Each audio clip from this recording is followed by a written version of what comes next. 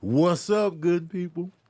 It's time for another session of that verbal cardio, man. My co-host, Water, man. I didn't get Water his proper due in the last episode. We changing that today, man. Water, drink it, love it, cherish it, hold it, embrace it, drink it on a daily basis, a lot of it. Keep drinking the water. Let the water be the integral part of your existence. Okay? This should be first and foremost, above all else. Without this, we don't have anything else you stressing about doesn't exist. The job that's stressing you out doesn't exist. The significant other that's stressing you out doesn't exist. Your kids, whatever brings you stress, whatever brings you joy and love, none of it exists without this. Water, H2O, the molecules, hydrogen and oxygen together, making this beautiful duet of magic that allow us to exist, to even be here, to even say words, listen to music, drive, walk, run, sleep, wake up, eat, smash. All of it is due to this right here. How many things can you say that? Wait, did I say right? Besides air, you can't really do. Yeah, I was gonna say air is on the same level as water, really. Yeah, air. Yeah. That's it. That's it. Air is where? In this. Yeah, exactly. So, Oxygen is in that. There aren't too many things you can say that are that vital to everything that's going on. Everything. It's crazy, right? Water is that crucial. A simple liquid that we take for granted day after day. Is that why we take it for granted? Because it's so present? Like air, you're gonna notice if you get the air, deficit, you're gonna notice that because you probably gonna die soon. But water, you know what I'm saying, it doesn't feel that vital to you, but it is. It is vital. We need it. We have to have it. Drink it. Take it. Betty White passed, Sidney Portier passed, and Bob Saget passed. Now, Betty White was 99, close to that Honda. Sidney Portier was 94. Bob Saget was like 65. So I'm going to touch on them real quick. Now, Betty White, my intro to Betty White was the Mary Tyler Moore Show. My mom was a fan of Mary Tyler Moore Show, so I used to watch it. And I don't even think it clicked to me that the Betty White that was in the Mary Tyler Moore Show was also, Rose on the Golden Girls, because my mom watched the Golden Girls as well. And I would watch what my mom watched, pretty much. Like, I had my own little favorites, but, Golden Girls. She had this little Saturday night, I think it was a Saturday night on NBC, a little lineup that she liked, Empty Nest, Golden Girls. And Golden Girls was just mad funny to me, man. It was like, yo, this show is funny. The jokes were rapid fire. The insults, they were mean to each other. It was just crazy, but it was dope how they wrote it. The actresses killed it. Rue McClanahan, B. Arthur, Estelle Getty, Betty White. Perfectly cast. Just a dope show. And, hey, if you in the younger generation and you're a guy, don't sleep on these old, funny white women, man. They bringing the heat and they bringing some edge. So don't just see, oh man, they old white women, I can't connect. Nah, man. Give them a shot. My favorite Golden Girl, the funniest one to me, they're all hilarious. I like them all. But the funniest one to me was probably Dorothy. It was just something about Dorothy's delivery, because Dorothy was the deadpan delivery of the crew. Like, Rose, she was the dimwit. She was like, light upstairs, but so adorably so. But then she would hit you with some hard hitting, but she was like, lightheaded. Then you had Blanche, who was the fast one in the crew. She was out here with many lovers, if you will, flamboyant. And then you had Sophia, who was Rose's mom, and she was rapid fire. She's no nonsense, quick with it. And then, but not Rose's mom. She was Dorothy's mom. Now Dorothy was the serious face, no nonsense. B. Arthur just played the role perfectly, especially when you hear about how she was in real life. It was just like, yo, B. Arthur is killing this role. And I was a fan of her from Maude, which Maude was a show that starred B. Arthur, which was the predecessor of Good Times, because Esther Rolle was actually in Maude. She plays the same character, and that bled into Good Times. But Betty White, though, Betty White has been around here. She had a resurgence to where she became dope to the younger generation. So she was old, man. She was still working, and I really believe, and I say this all the time, keep doing what you love to do and keep working. You gotta keep working, man. I feel like I'm not talking about a stressful job that's killing you. You know what I'm saying? Some jobs you need to quit. But really doing what you love to do and doing what you enjoy. And even if you like your job, you just enjoy working, do it. Because I really feel like there's something connected to long life and just consistently working. Like, you see it all the time. People, when they retire, as soon as they retire, they start aging faster. They getting sicker. And it's just like, man, they should have never stopped. Shout out to Clint Eastwood. He in his 90s, man. Don't stop. Don't stop. Now, Sidney Portier, he hasn't done a film in a while. I think his last film was The Jackal. I think that came out like 97, 98. It starred Richard Gere, Bruce Willis. Jack Black was in that movie.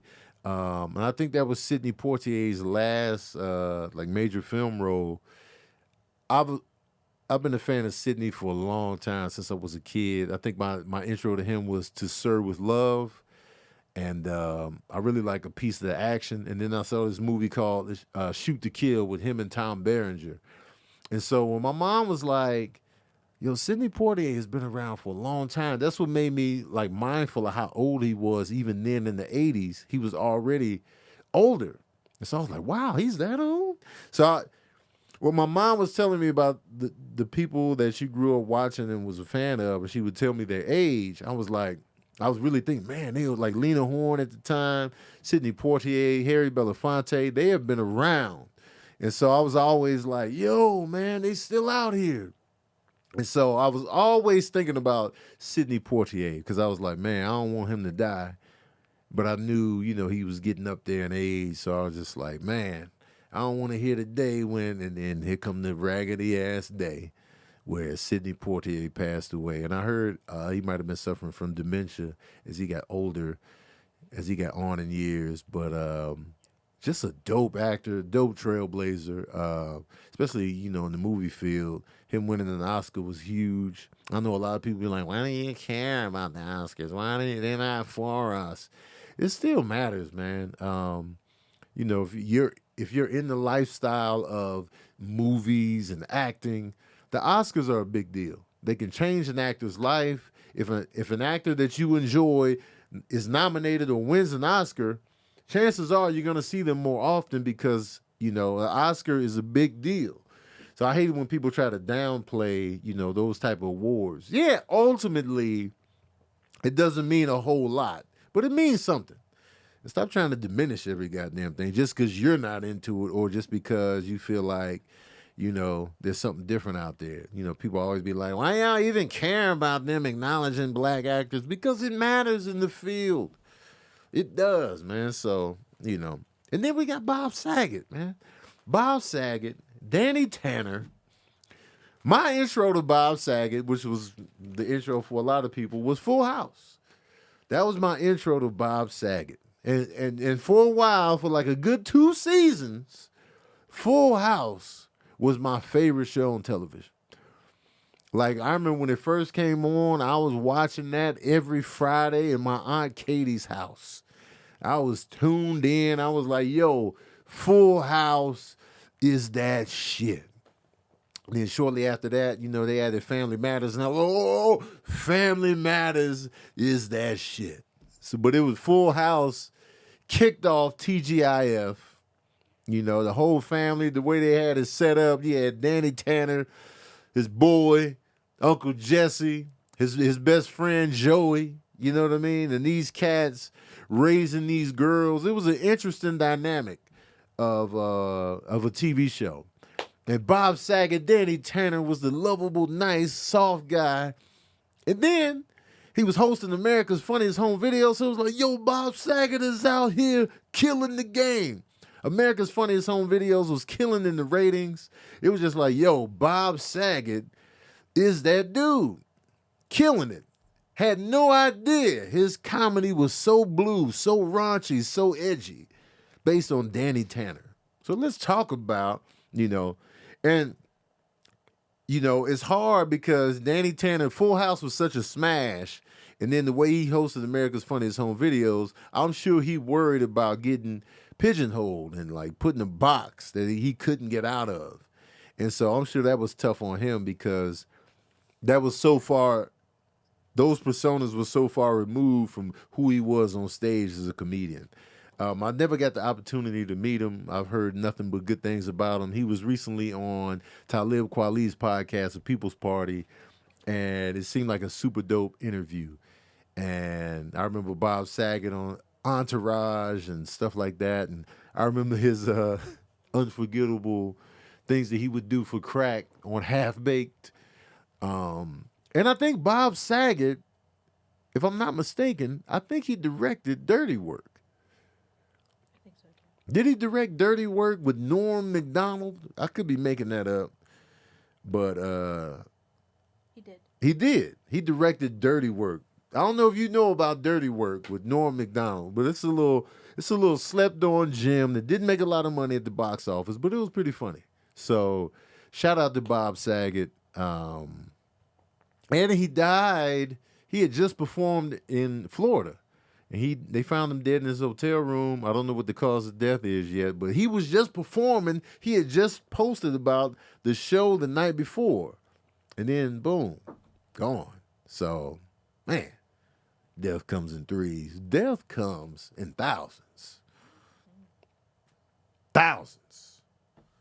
We got Sabrina, producer extraordinaire up in this thing. We got Cam on the ones and twos. What up, what up? We in this thing, man. I just had to address the losses we just took in entertainment.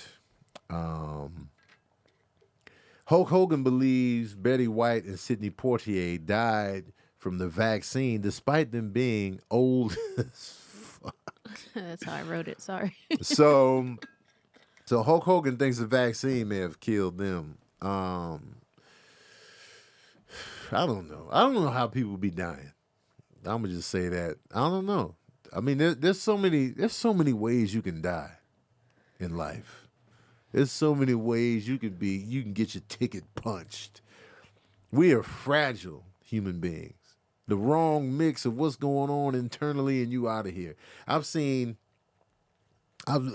lived through, as horrible tragedies from car accidents. And, I've known people that have committed suicide, that have been murdered, that have been, Nick Carthan just, had a heart attack, so it's just like at a young age. So it's just like, dang, man, you just never know how you're going to check out. And when you're old, now you multiply those ways you can die by 1700.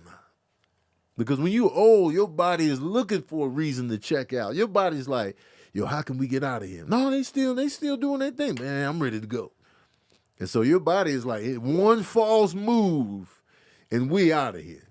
So when you're in your 90, 99, and 94, your body is looking for anything to take you out.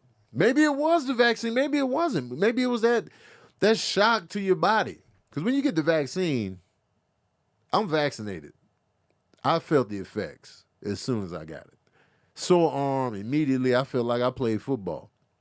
And then I was down for the count for a couple of days. So, there are instant effects. Some people have less, some people have more. You just never know how your body's going to react. And that's the thing, man. Everybody's body is different. It's a different cocktail. Everybody, we can't get the same things injected all the time. So I don't know. It could be horse shit or it could be something to it. But either way, you know what I mean? Either way, the black dude from the Crossroads video, Bone Thugs, was coming for them. And he came. He pulled up. So, you know what I'm saying? Hulk Hogan. Hulk Hogan's up there too now. With bad knees. Man, I seen Hulk Hogan at the airport once in Tampa. And the fact that he was walking I was like, somebody get this man a wheelchair. Because he was hunched over. You know how they be drawing old people in cartoons, over-exaggerate, like hunched over with the little cane? SpongeBob. That was him. Yeah. That was literally him. I was like, this man. Dang.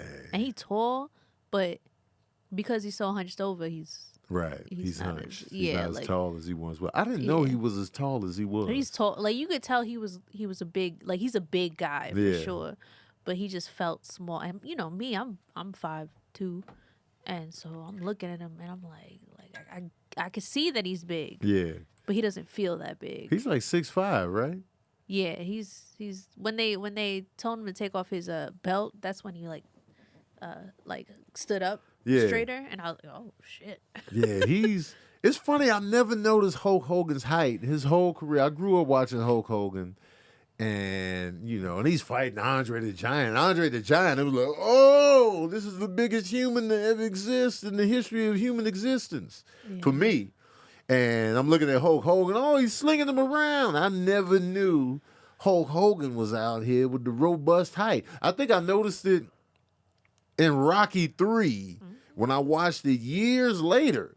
Hulk Hogan was in there slinging Rocky around. And I was like, oh, Hulk Hogan is huge. He is a Hulk. Suburban commando, if you will. So I was watching his reality show for a little bit when he came. What was it? The Growing Up Hogan or the Hogan Family Values? What was the name of that reality show he had? Oh, yeah. Something about the Hogans. Hold on. I'm gonna look it up. Keeping Up with the Hogans. The Hogan and the Hogsters. Hogan Knows Best. Hogan Knows Best. I was watching that. I got caught up. Here's the thing about reality TV. It's garbage, but it will get you hooked immediately. Reality TV is so binge ready and it's so bingy. Like, you will get caught up in a reality show fast. One false move. If you watch a complete episode and another episode of that show comes on right after, you will get caught up. Now, me and Sabrina just got caught up on The Masked Singer. That's not technically reality TV because it's performance-based, but we binged an entire season on the fly.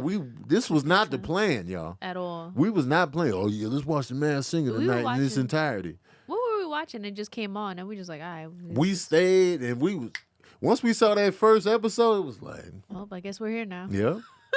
I'm all in now. We also been binging Bar Rescue. That's Bar reality. Rescue. Bar Rescue. Shout out to John Taffer. Bar Rescue is my shit. I wanna open a bar just so I can have John Taffer come in and rip us to shreds. So I want to open a bar, have it go to shit, get it all dilapidated, hire some staff that ain't even staff worthy, just so I can have Bar Rescue come in and rescue my bar, man. Just so I can get John Taffer in there and I can interact with him and his blazer. He coming in there. What the hell is this? I want that energy. I want him to rescue my home. Just come in the house and be like, what are you doing? Why do you need this? I'm like, yeah, John. He looks at midnight and says, you idiots. These idiots. He can be calling everybody an idiot. You can't have the cats on the couch. I want this in my life. John Taffer, if you're watching, rescue my home, man. Rescue the garage. Garage rescue. Come through, man. Rip us to shreds. I think your favorite reality, I don't know if it's really considered reality, but I'm gonna be bold and say that one of your favorite reality stars is Ainsley Harriott. Oh man. It's funny, like when I say reality TV, I some people don't qualify. like if you got any type of cooking show or anything, even though it's real, I don't consider that reality TV. But it But is. it is. But it is. And he be traveling, eating. 'Cause it's not Yeah. just a cooking show, it's a traveling cooking show that you like. Usually connected to food though. Yeah. He's usually in the food sphere. Yeah. I'm a huge Ainsley Harriott fan. If you don't know who he is, Google Ainsley Harriott. He had a show on Netflix called Ainsley Eats the Streets, where he was going all around the world eating different street foods. So he was hitting up the streets, and when I tell you I could not stop watching it, I was like, yo, this dude, he just made me feel good. He's my happy place. I was just like, and I was rewatching episodes I had already seen. I watched him make this one meal on the Iceland episode. He was in Iceland, first of all. He was in Iceland, and he made this little meal at the end. I watched him make that meal 17 times. It was just the way they shot it, the way he was talking.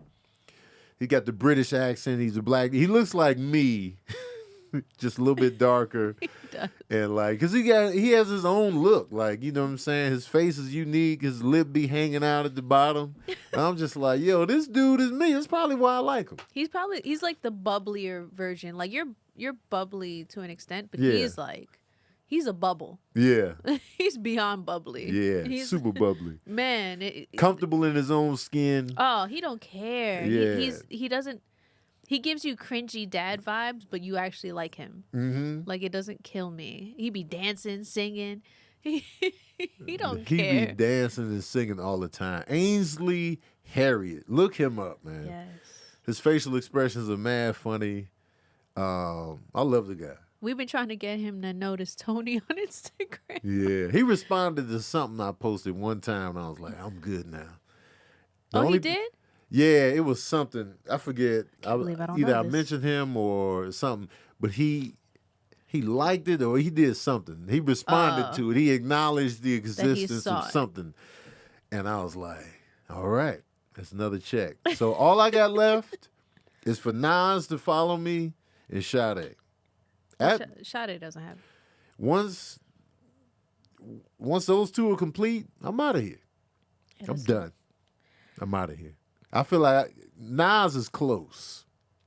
I feel like it's only a matter of time because Hit Boy is super responsive. Anytime I mention them, Hit Boy be like, yeah, and we following each other. So that's one step closer than Nas.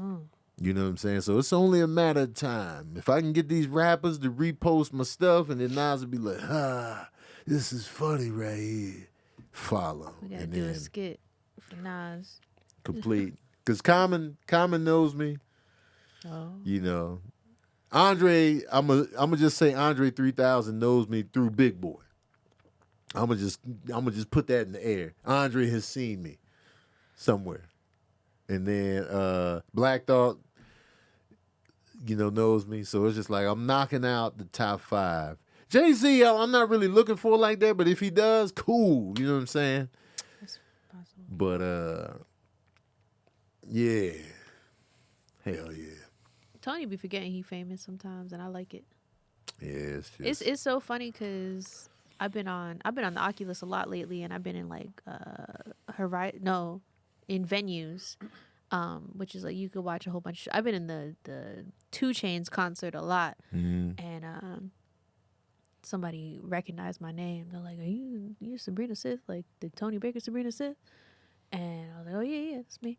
And then after that, somebody's like, "Who's Tony Baker? That's your boyfriend? He famous?" And I never know how to answer that because you're my guy, like, Right. and then like you don't give off famous energy. I've been around famous energy, and you'd be like, "Oh, y'all know, you're famous," but you're just like, I'd be like, "Yeah, I guess so. Well, I'm gonna look him up," and they'll go to your Instagram, and I'll be like, 2 million? You telling me he's not famous? I was like, "Oh, I guess. I don't know. I don't really be knowing." Yeah. I be bullying people to buy tickets to your shows now. Man, And it's been working though. pull up. Thank you, man. Pull up to the shows and I come to your city. That's when I will feel famous. When my shows sell out in a couple hours. That's when I will feel like, oh, this is real. Then I will feel like, okay, all right. But now I gotta hustle for those sellouts. So and then you get yelled at for promoting. man, it's like I don't really, you know what? I don't really get yelled at for promoting.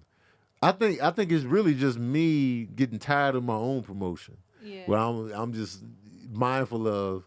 I know I'm getting on everybody's nerves, but really people don't say, man, you post too much. They don't really say that. So it's really me more so in my own head getting on my own nerves about promo. Cause I'm like, sorry y'all, I gotta throw this flyer in. I know y'all are having fun, but cause I know some people don't give a shit about seeing me live. But that's when I'll feel famous. It would be like, I'll be in Chicago and then it sells out in an hour. 5 shows, sold out. That's when I'll be like, man, okay, this it's official now. But right now, nah, man, I got to work for these joints. With that being said, get your tickets early when I come to your city. You know what I'm saying? Get your tickets early, y'all. Get them early. Andrew Garfield is a Golden Globe. Oh, all right, my bad. You know. Is he hemoglobin or is he's a hemoglobin globe winner? I'm gonna go take a nap. Is a hemoglobin winner.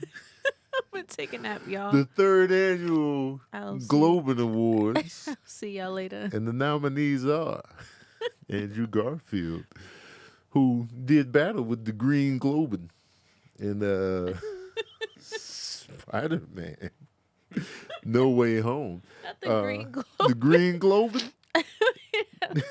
Yo, we gotta timestamp this. Okay, yeah. The Globins. He won a Golden Globe for Tick Tick Boom. Tick Tick Boom, movie I never heard of. Yeah. Who also won a Golden Globe? Will Smith for King Richard. Yes, sir. Yes, much deserved. I think this might be Will Smith's first Golden Globe. I'm not sure if he got one for The Pursuit of Happiness or Ali, but this might be his first Golden Globe win.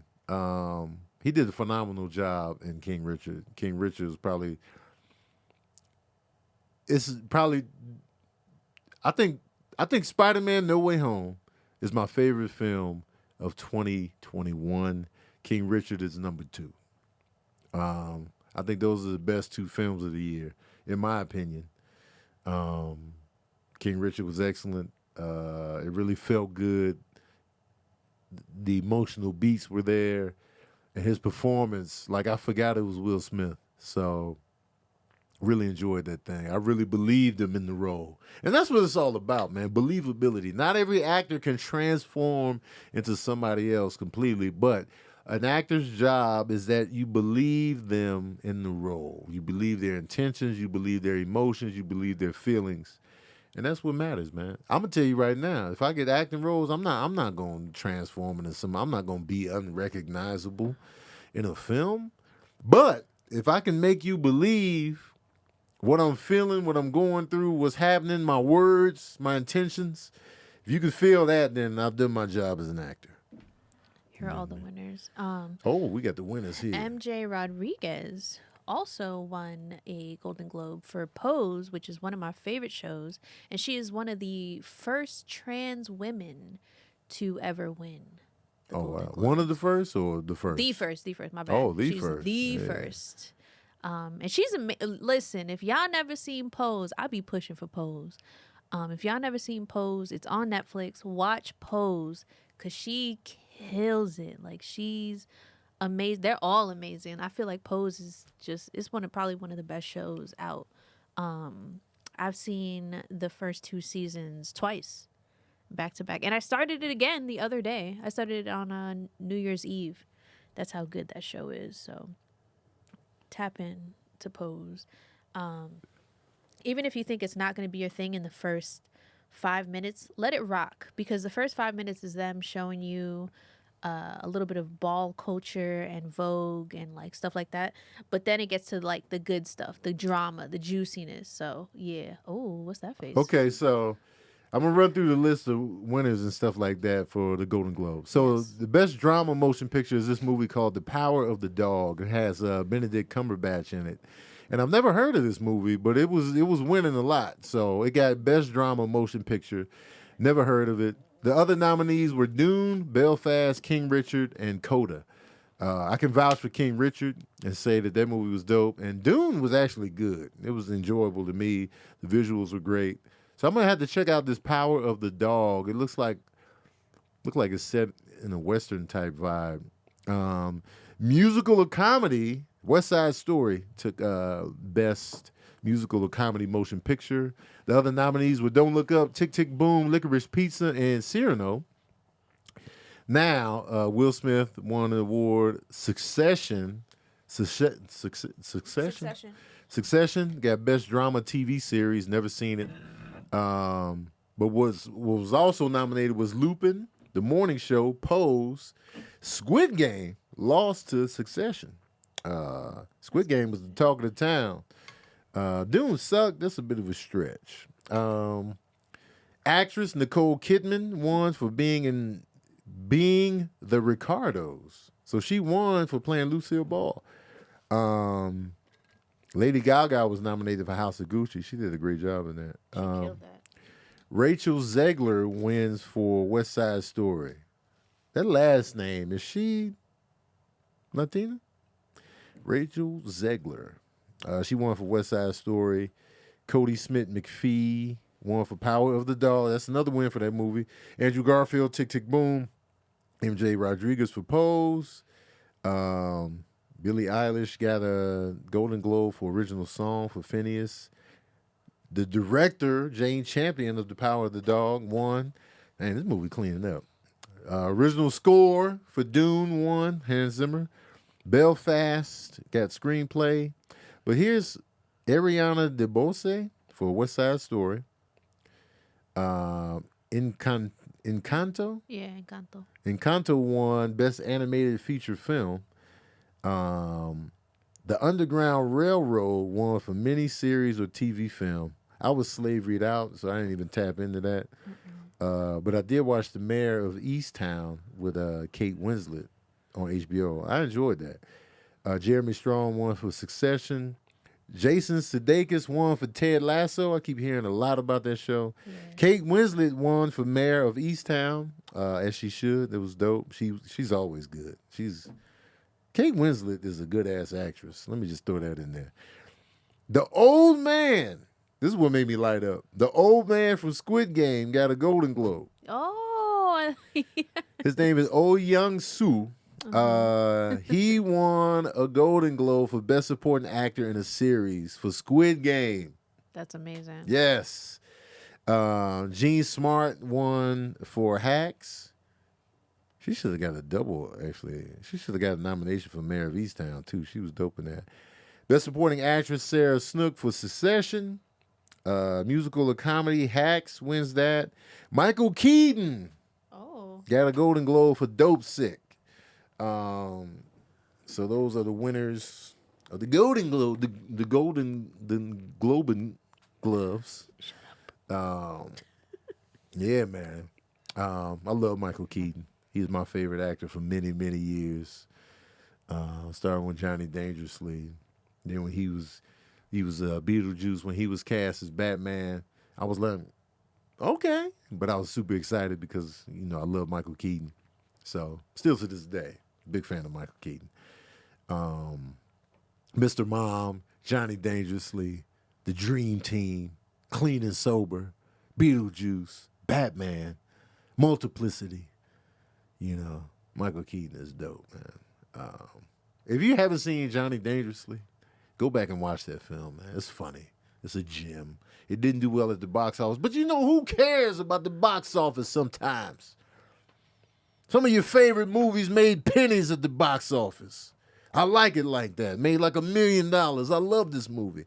Big Trouble in Little China was a huge flop. One of my favorite movies of all time, man. Don't get caught up in the box office, man. Just enjoy your little picture.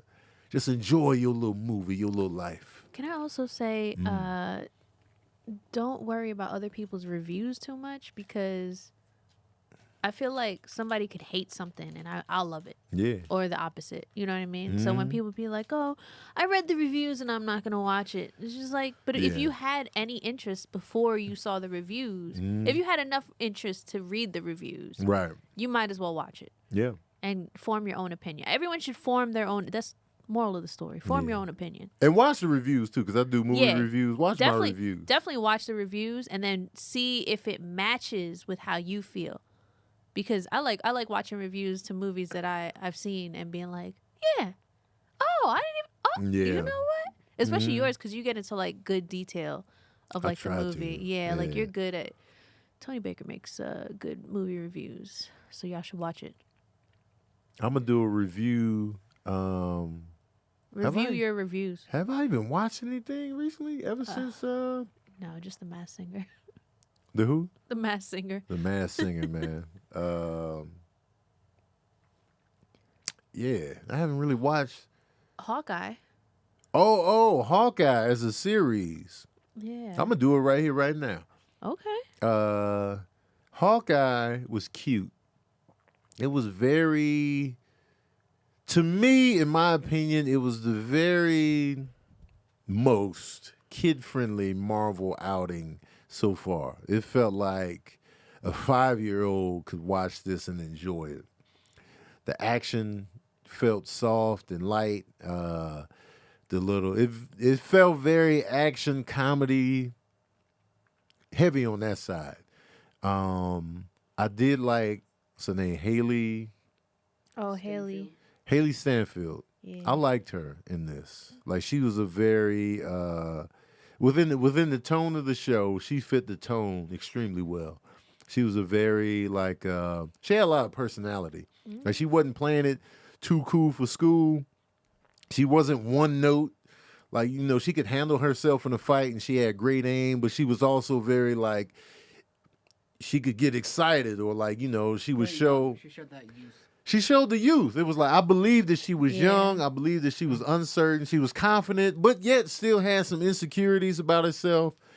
She was still excited and and I just thought that was a dope character that she created. She was wide-eyed and optimistic, and at the same time, she could convey the emotion. So I was like, yo, she's doing a really good job in this. She wasn't one note at all.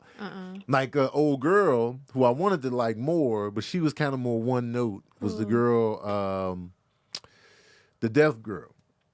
Oh, yeah, she was always mad. She was always pointed that out. I was like, why every scene? Yeah, she just got the same sour face. She had the sour face. It was just like, all right, give her some more beats. Yeah, and I feel like she could probably get more beats later on, no matter where they take this. But I was just kind of disappointed. I wanted to like that character a little bit more than I did, and I really feel like they didn't really hone in on the echo part of her, like her being able to see and mimic. They're doing a show. Oh, that she's gonna get okay, because they didn't really convey that. No, they didn't. But series. Echo has been, as far as I know, it's on the slate for the next Marvel movies that are coming out. Okay, there's a show. Is she getting a movie or a show? I think it's a show. I don't know if a movie would hold up. It seems like, I don't know who said this, but the shows, Disney Plus seems to be like the entry for them into the movies. It's like where you try because with Falcon becoming Captain America, they tried it out in the show, and then now it's greenlit for Captain America 5. Yeah, because it worked. It was like, all right, we want to see more of this. That's good. That's true. That makes sense. So ultimately, Hawkeye was cute. I'll give it that. I'll give it about 3 to 3.5 saxophones out of 5. Easy to follow, easy to understand. It didn't confuse me like Loki did. Loki had me big confused. And I'll say this. To me, out of the Disney Plus Marvel joints, WandaVision is probably my favorite of the releases, because even though the little TV sitcom theme got on my nerves for those first few episodes, the way they made that make sense and blend it all together, and once you find out what this meant and what that meant, it was kind of dope to just go in and do the extra research and find out what these things meant and what the purpose of it all was. And I was like, oh, it was kind of rewarding and it was like satisfying. Like, oh, that's why okay. It was a lot of that. And so the final episode, was a little bit of a letdown on the confrontations, but ultimately the story building, the character development, where they were taking it, the new characters they introduced, I'm gonna have to give it to WandaVision. The villain was dope, you know. So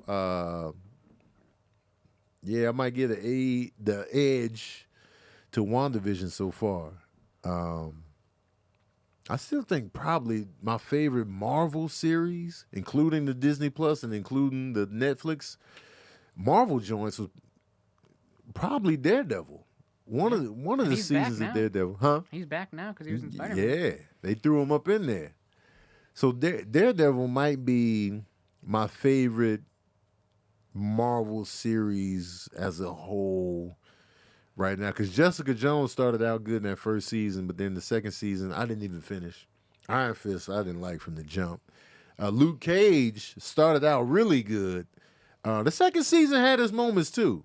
I enjoyed Luke Cage overall. I just had some complaints here and there, but Alfred Woodard was good as a villain in the second season. What's my man? The Oscar winner. Mahershala Ali. They got rid of him too quick, but he was killing it in the first half of the first season. And the guy that they had as the villain in the second season, he killed it as well. He was dope. I can't think of his name right now, but he was good. The Punisher was dope. The Punisher was good. I really enjoyed The Punisher. You could tell they were stretching things a little bit too thin with The Punisher. But ultimately, I like John Bernthal as Frank Castle. And I just enjoyed that series. I didn't even watch The Defenders. But Daredevil remained good throughout. And the fight scenes were dope. That's another thing. I didn't like the fight choreography in Hawkeye. I didn't really feel, the fights like that. Cool bow and arrow shots and stuff like that, but the fight choreography, it wasn't, you know what I mean? So, but yeah, that's what I thought of Hawkeye. You know what I mean? And Jessica Jones has one of the best villains I've seen in the Marvel series or film was that Kilgrave. Kilgrave is one of the dopest villains in the MCU so far, in my opinion. Yeah, the Jamaican guy in Luke Cage, he was dope. So yeah, y'all, you know what I'm saying? A little review right here on Verbal Cardio. Now, KFC, we're going on the food now because food is going to happen at some point in time in this podcast. KFC has a Beyond Chicken Nugget. Yeah. Is that what they have? Yeah. Mm-hmm. Yep. And their fries are also vegan. I'm going to say this about Beyond Meat. It tastes good. It does. I like it. That's my favorite. Beyond Meat makes some good food. Now, the reason I don't indulge in it a lot is because of the stats. Like, it's high in fat and the sodium might be a little bit too high. But taste-wise, the only reason I don't have it all the time is because, I'm not trying to be a complete, sack of potatoes out here. Right. But their food is good. Like if you really want to transition into, plant-based, but you still want to have that junk food, meaty, you want to live your life on that side of it, on the taste front, Beyond Meat is the way to go. Yeah. I think you'll be satisfied with what you're eating. And then you'll be like, all right, I ain't really missing nothing. And so I've heard good things about the nuggets. Yeah. Yeah, I put it out there. I asked people, I was like, since I'm never going to eat it, what y'all think about it? You not going to eat it? Nah. I'm trying to do better. Okay. It has nothing to do with anything but just trying to do, because I I don't want it to be good and then I want it. Oh yeah. You know what I feel mean? I'm trying to avoid things. It's hard enough for me to avoid the things that I already know what they taste like. Yeah. And I love. I don't want to know what this tastes like and then I love it. And then I'm like, just one day, like, get some more of this. Like, I don't want to pass by, like, yeah, might as well. Yeah. Like, no, I don't want, I'm just going to avoid it altogether. Because it's like, you try crack, you become addicted to crack. So, yeah. I'm going to just avoid it altogether. Because I really loved the original recipe. Oh, if they have these nuggets in the original recipe, I'm trying it. Yeah. I gotta see if they nailed the original recipe. Because I was always a fan of original recipe chicken at KFC. Like, it's something about their seasoning that I really liked. So good. At KFC. I was like, yo, this original recipe. I didn't get into the crispy. Crispy was whatever. But the original recipe, man, listen. I was all in. I was a big fan of the Chicken Littles, too, at KFC. Chicken Littles. And I like KFC biscuits. They super dry, and they'll get hard on you fast. And if you don't have water, you're done. If you don't have a beverage, you're out of here. But growing up, I like the KFC biscuits. I don't like the KFC biscuits as much as I used to as a kid. And Popeyes is killing KFC biscuits. But, and I'm going to tell y'all this, man. Y'all are sleeping on Church's Chicken biscuits. If you don't have a Church's Chicken near you, okay. But if you got a Church's Chicken anywhere in your vicinity, and you've never tried the biscuits, try those Church's biscuits. They put the little honey on the top.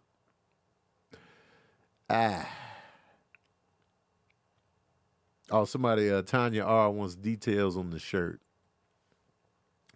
So this is from iRock Shirts. They sent it to me. They mailed it to me.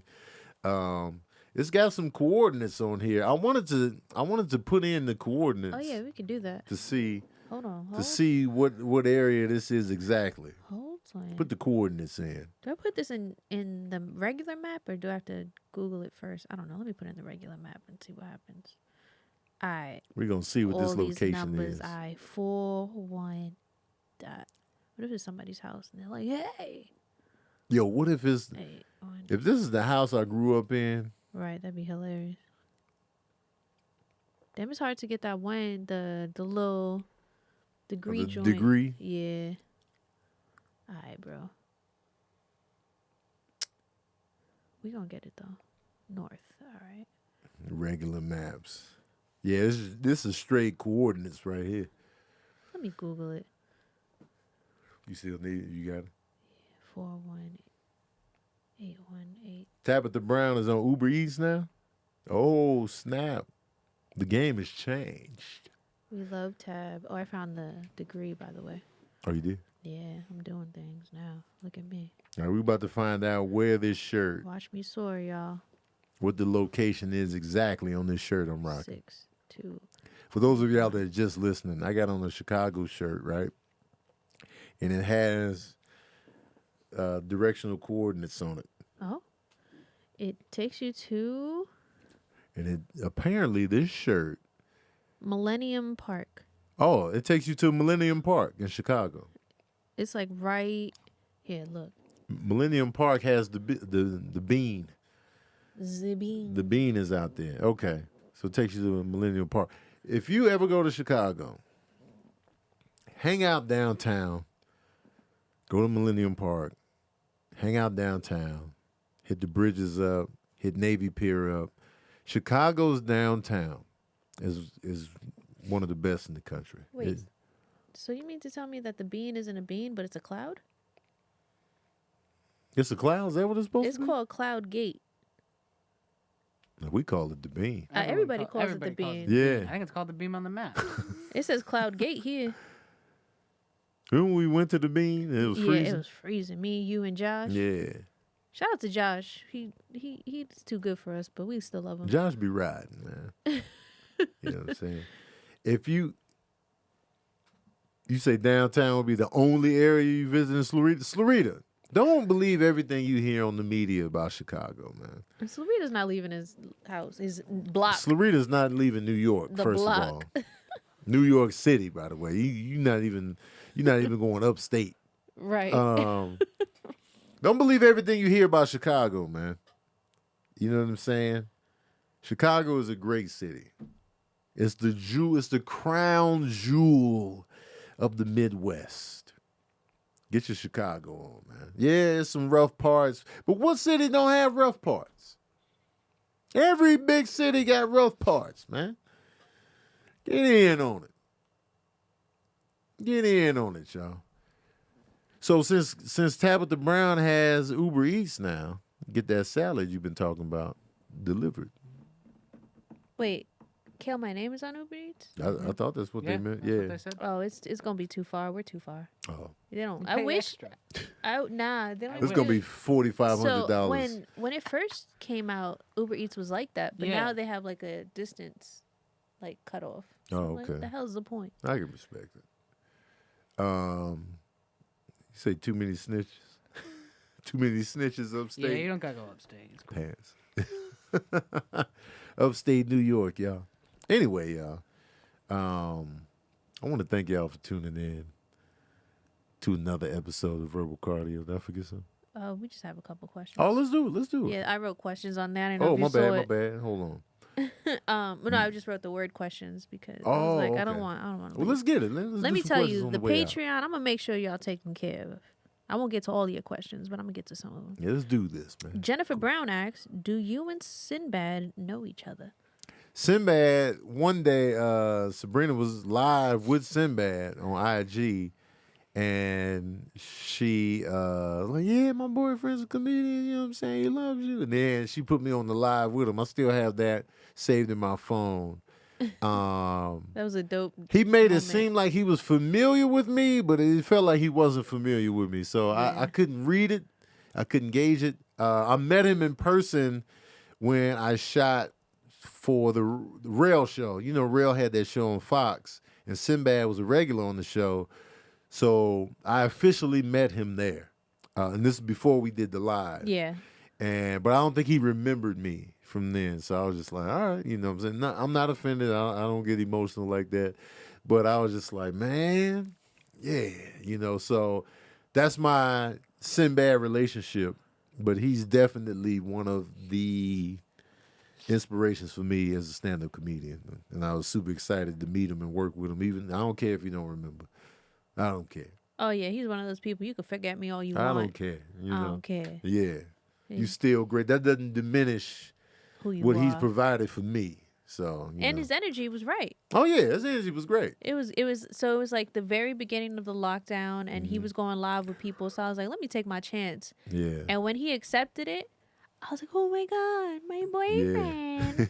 And I ran to Tony. He's like, oh. I screen recorded the whole thing. It was a good Yeah. time. It was mad fun. It was mad cute because you were lit up, Oh yeah, man. just I'm chopping not, it I'm up. He's not like, oh playing it yeah, cool. brother.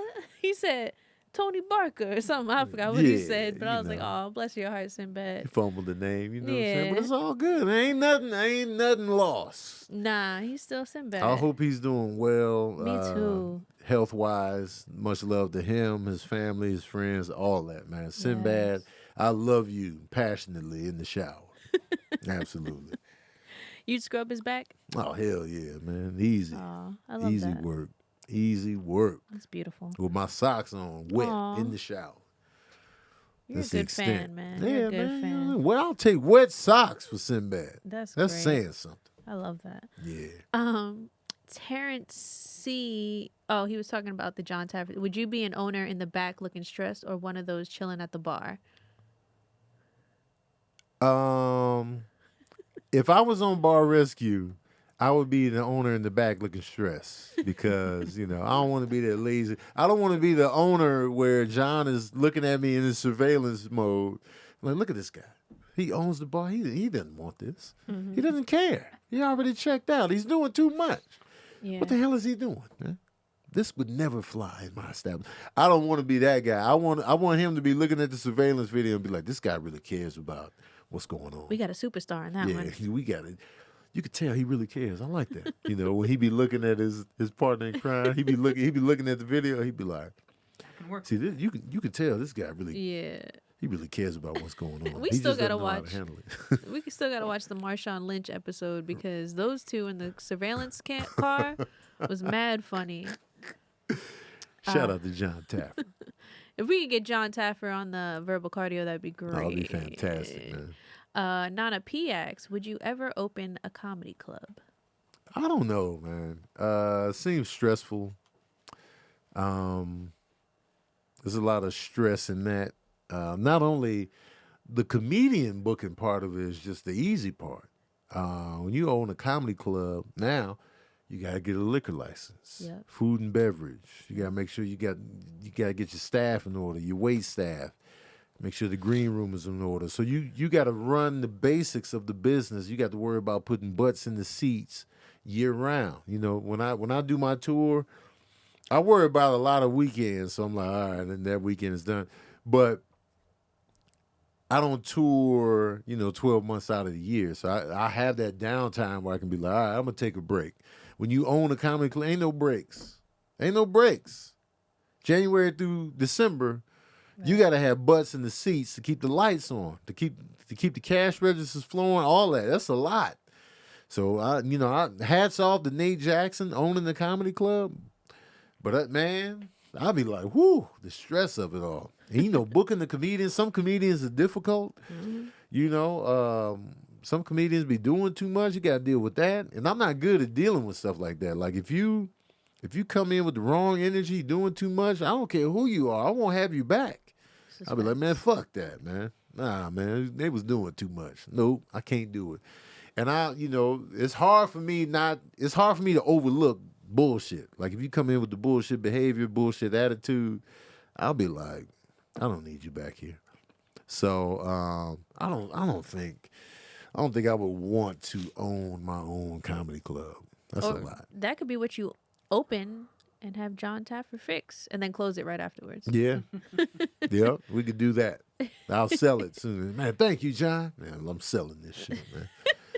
So I'll just book my little comedy nights at a comedy club somebody else already owns. I'll do that. Tony Baker and Friends at Flappers or wherever. I'll just do that. Deal with that stress. Vel GG asked, who is your favorite masked singer? Again, we only watched the first season, but we only watched the first singer. My favorite masked singer is T-Pain. T-Pain, man, he Easy killed work. it. Easy work. T-Pain. Because here's why T-Pain is my favorite masked singer. Nobody saw this coming. There's no way any of you would have ever predicted this. If you say it, you're lying. Don't even try it. Nobody saw T-Pain coming. The judges didn't. The panel didn't. Nick Cannon said he thought he knew, but I think that was more based on personality than the actual performances and what was going on. Yep. It was just, it was Sixth Sense level plot twist. It was The Usual Suspects. It was Seven. All the best plot twist movies, Psycho. This was T-Pain on The Masked Singer. Nobody expected this right here. So it was just perfectly done, perfectly played. And I was like, yo, it's going to be hard to top this. Margaret Cho was another good surprise. Like, oh, snap. But she wasn't killing the performances like T-Pain. T-Pain was killing the performances, and we were super shocked and surprised at the end. And then when you rewatch it and you know how he talks, you be like, oh, yeah. That's T-Pain. But that right there was beautiful TV. Man. Beautiful TV. It was so good. And then the costume was just, it was so good for him. Like, yeah. The monster costume? It just felt as silly as because T-Pain's silly, man. He's funny. He's a good time. Yeah. I actually really enjoy watching him on Twitch because he's just fun. T-Pain's great, man. He's got a great personality. Yeah. He's funny. I like the way he talks. He be drinking a little too much. I'd be concerned because he be drunk. Oh, yeah. But other than that, just his personality, the way he talks, his energy, he's not too cool for school. I love that. Yeah. Shout out to T-Pain. I feel like he'd be getting drunk quick, too, because when I watch them, he takes a sip and it becomes this Jekyll and Hyde. Out of here, you just man. took a sip, bro. Big hammered. Big Hammer. That need to be the name of his next album. Big Hammer. Big Hammer. Cause he be out here hammered. Okay, so for the last question. Okay. Shauna, is it Shauna or not Shauna? I'm gonna go with Shauna. Shauna Davis asks, if you could hang out with Michael Keaton or Tom Hanks for an hour, who would you pick? I'm hanging out with Michael Keaton. Because like I said, man, Michael Keaton, I was drawn to him at an earlier age than Tom. Like Tom Hanks, it took me a while to get on board with Tom Hanks. Like, you know, growing up as a kid. Because I remember, you know, when I would have my little favorite, I would have my favoritism and my biases when it came to like movies and actors. So when Tom Hanks came out with Big, I didn't know if I really wanted to see Big when it came out. When it was in theaters, and it was in theaters for a long time because it made a lot of money, but it made the money slowly. So it was in theaters for mad long, so I never saw it in theaters. And like I remember Bosom Buddies and stuff like that. And I think I didn't see The Burbs until later either. I didn't see that in theaters because Tom Hanks wasn't a draw to me growing up. Like, I feel like I really got into Tom Hanks with the combination of The Burbs and Big, and then I like Turner and Hooch more than I thought I would. And Splash I really wasn't into like that. And The Money Pit I didn't really see. But Michael Keaton, though. Michael Keaton, I'm telling you, Mr. Mom, Johnny Dangerously, I was just like, yo, man, who is this guy right here? I like this guy. I thought he was just mad cool, like the way he walked, the way his eyebrows were shaped. I was just like, man, this dude is just the coolest to me. Like, it was something very cool about Michael Keaton. And then I remember that movie I watched with him, The Squeeze, with him and Ray Don Chong, that nobody saw. The Dream Team, everything he was in, I wanted it to do well. Gung Ho. I was just like, yo, I really like this guy, man. This is the guy. And Johnny Dangerously was just like a movie that I was in love with. And then when Beetlejuice came out, I didn't get a chance to catch it in theaters, but I was like, yo, I want to see Beetlejuice because Michael Keaton is in it. Can we go? They never took me. Man, I was so glad when I got to an age where I could take myself to the movies. I was no longer at the mercy of who could take me. Like, once my mom gave me the green light to catch the bus downtown to go to the theater myself, it was a wrap. I was watching every goddamn thing. I remember me and my boy Michael Davis went and saw Batman in theaters. We was hanging out at his house in Hyde Park. Went to Hyde Park Theater and watched Batman. And Michael Keaton was my guy. Tom Hanks didn't become my guy until Forrest Gump, it was official. By the time he did Philadelphia and Forrest Gump back to back, I was like, all right, Tom Hanks is my guy.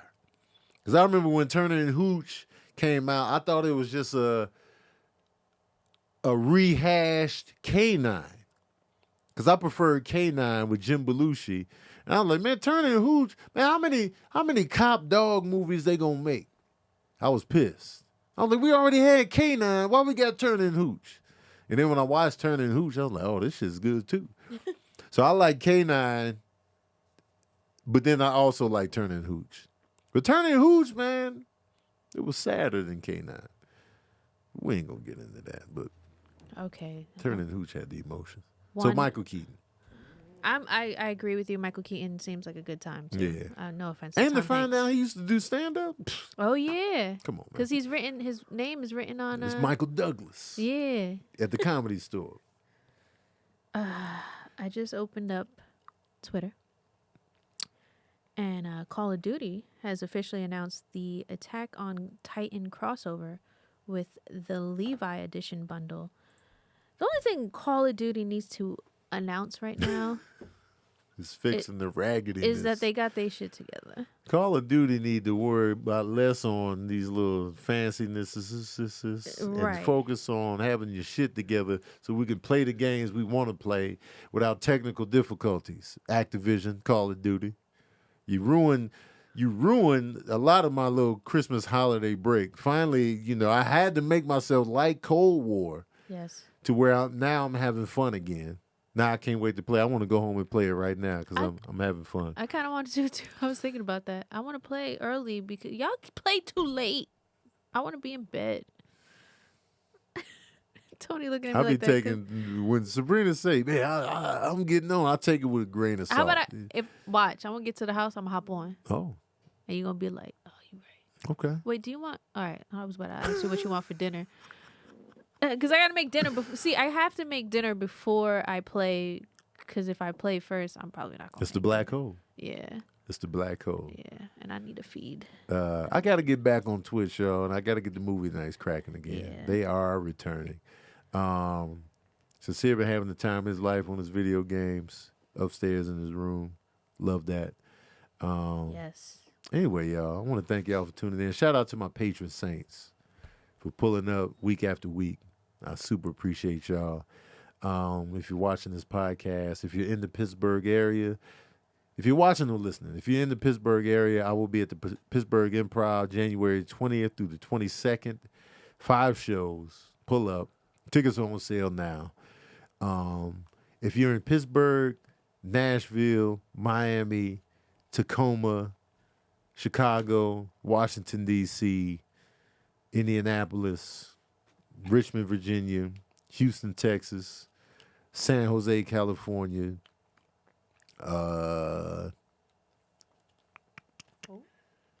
Raleigh, North Carolina.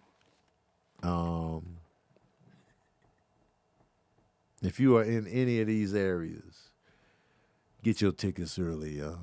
Get your tickets early. You know what I'm saying? Oxnard, California. Houston, Baltimore. Ontario, California. Baltimore, Maryland. Louisville, Kentucky. Yeah, get your tickets early.